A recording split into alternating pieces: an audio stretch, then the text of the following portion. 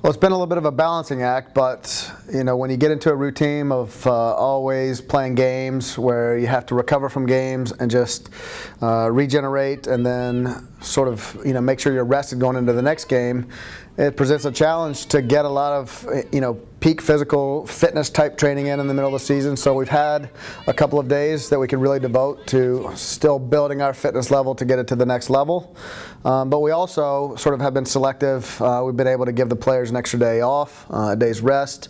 Got, like every team right now, you get a little bit banged up and nicks, and bruises and little injuries that need a little bit of time off. So we've been able to get some players some rest. We've been able to pick some sessions where it's not quite as combative.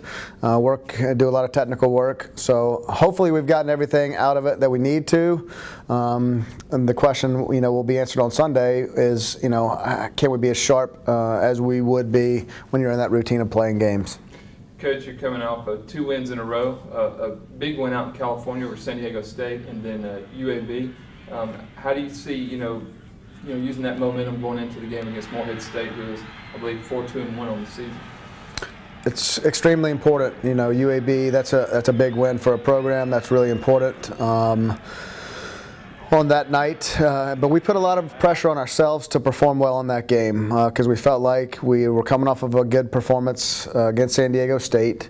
And we don't want to turn into a team that's always going up and down, that gets just emotionally worn out through the course of a season where you're maddeningly inconsistent. So we're striving for some consistency. So we played well against San Diego State.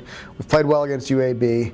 Now that's what we've been focusing on the most going into this weekend is we need to put together another good performance. It's extremely important. And Morehead State is a team that won their conference last year. They played in the NCAA tournament. Their coach, Warren Lipka, coached at Kentucky for many, many years, so he is extremely familiar with our facility, Alabama, the SEC.